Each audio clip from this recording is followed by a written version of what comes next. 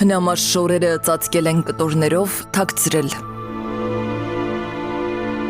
8 հոգանոց անապահով այս ընտանիքը բետոնե խոնավ պատերի ներսում է ապրում Գեղարքունիքի համայնքապետարանի տրամադրած բնակարանում։ Ծափաթաղի այս տանը պայմանները ծայրահեղ անմխիթար են, խմելու ջուր չկա, տանիքից կաթում է, հատակը քարուքանդ, սանհանգույցի ու խոհանոցի մասին էլ երազում են։ Կուզեի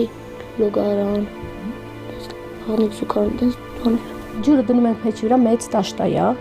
դնում ենք, լինում է կեսը շաբաթեն լողանում, կեսը կիրակի,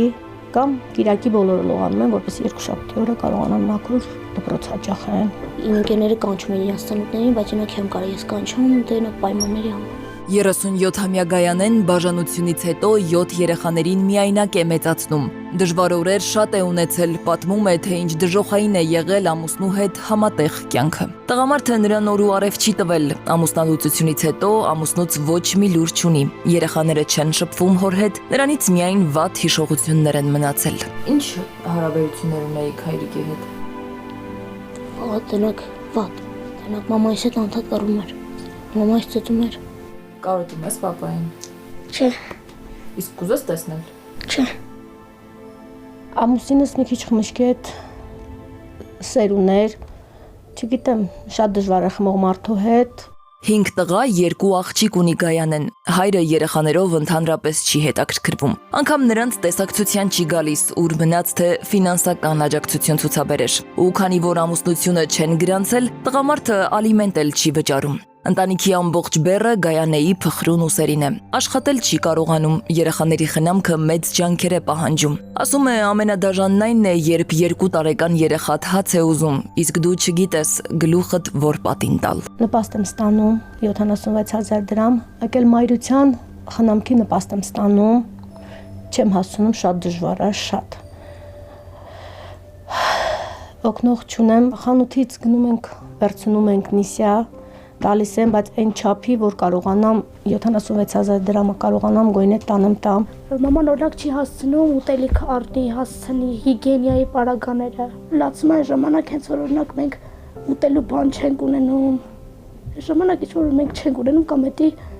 տարասակ դժվար է։ Սոված օրերել են ունեցել Միրզոյանները, բայց այդ մասին չեն բարձրաձայնել։ Ոչ մեկից ոչինչ չեն խնդրել։ Տան սառնարանը գրեթե միշտ է դատարկ։ Բավարարվում են ունեցածով, օրվա պատրաստած ուտեստը Գայանեն երեխաների մեջ հավասար է բաժանում։ Ինչպես տեսնում եք, ամեն մեկի բաժինը մի բուռ մակարոն է։ Իսկ երբ տանը հանկարծ քաղցր է լինում, մեծերը չեն ուտում, որ փոքրին տան։ Մեծերը հասկանում են,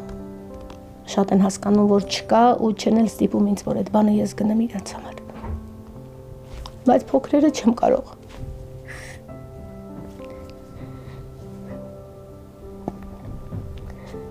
Փոքրերը, որ ուզում են,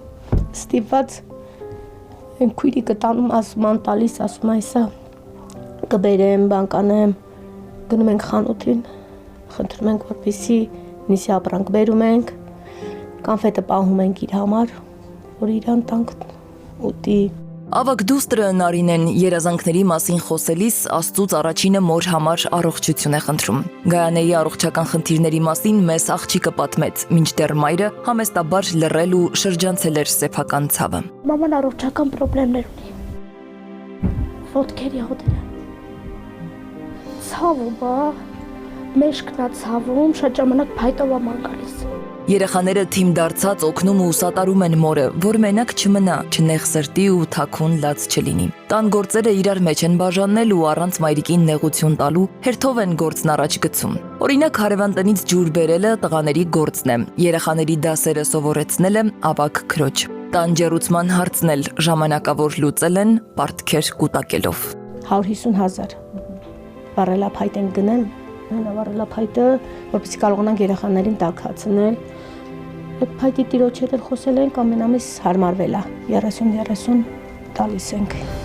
Այս ձագուկները իրենց փոքրիկ ու տաքուկ անկյունն են խնդրում, երազում են ապրել սեփական բնակարանում ու այլևս չամաչել տան պայմանների պատճառով։ Ու թեև գիտեն, որ հայրը լքել է նրանց, բայց հավատում են, որ այս կյանքում մենակ չեն, վստահում են Աստծո որոշումներին ու համոզված են, օգնող ձեռքը չի ուշանա։ Մի օր նաև իրենք կհաղթեն կյանքի անարդարությանը։ Սվետլանա Ավդիշյան, Վահրամ Ավոյան, Սուրանկյուն։